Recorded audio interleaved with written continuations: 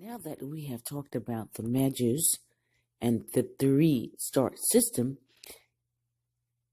and other topics, let's find out what else is going on concerning this triple star system, the Magus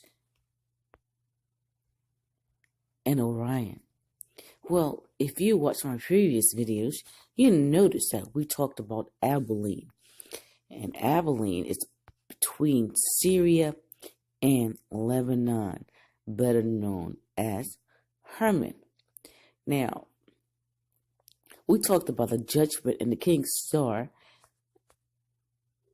in that specific region, and we know the angels descended and 200 of them descended on Mount Hermon or Armon. If we look at Enoch chapter 7, it states that the whole number was 200 who descended upon Ardis, which is the top of Mount Armon. Where have we seen that word Ardis before? Well, if you watched my video concerning Uranus, Ardis, or the flower of the field in Chicago and Syria, you will see this is the same Ardis. You will see this is the same Ardis. And it means, the name Ardis has the following meaning. Variant of Arden, also like a flowering field in Hebrew, or valley of the eagle in English. You see that? And I believe one of these angels' names was Armon, or something like that. You see that correlation? You see that it's also has to do with the valley of the eagles. And if you watch my videos, I have a video concerning the valley of the eagles and Uranus. If you, I have a playlist that you can go check out. The whole list of the videos, I believe right now, is at number 16 or 17. So, Ardis is also known as the flowering field and where the falling angels descended. And we know that Ardis, or the chrysanthemum, is the flower for the bloody city, Chicago. You see the correlation? And that there's a judgment coming upon Chicago. I was told Chicago would be the first to fall, and Jamestown, Virginia, the last standing. And at the same time, he's gathering people or nations in the surrounding valleys. Therefore, Amalek, dweller in the valley, and Edom, who has came home to roost in Negev, down to the valley of Jehoshaphat. So this is why the Bible says, give to her double, because Babylon is in the east. And this is why he states, for as lightning cometh out of the east unto the west. It has a double judgment. This place is called a daughter of Babylon.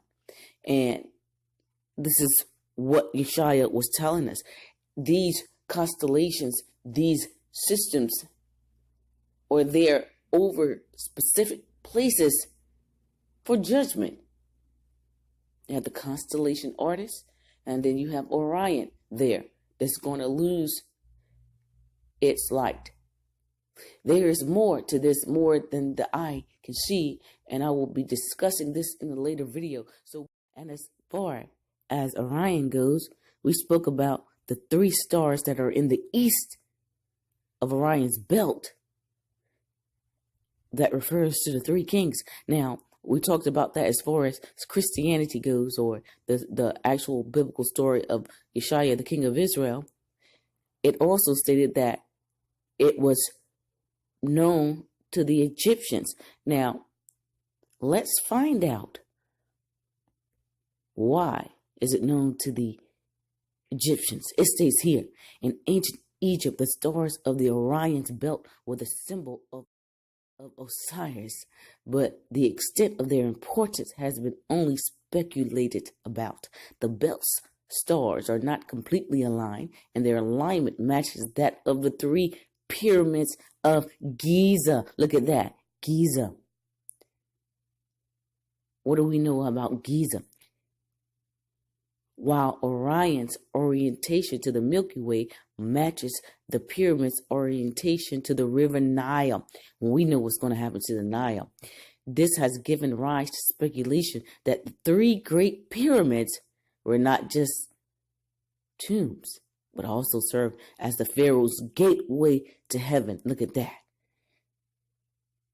The constellation Orion was also associated with the Egyptian pharaoh Urias of the 5th dynasty. You see that it is said that, I believe it's Azel, is buried underneath one of these pyramids. I believe it's Giza, and presidents go and visit this tomb, but nevertheless, they're serving it for different purposes. The fact of the matter is that Orion is somewhere lined up against these pyramids. Why? Because these are monuments to the fallen angels. You see that? Now, it also states here in Puerto Rico that the stars are called Los Tres Reyes Magos, referring to the three kings. You see that? So it has some biblical foundation to it. It's very biblical. Whether it was three kings or not, it refers to Orion's constellation, Anilum, and Anatak. And it is located in specific regions where something very prophetic happened at, and there is judgment coming. Now, the shape of different constellations and asterism, remember we talked about astros, which is stars, changes over time as a result of stars not being stationary and moving through space.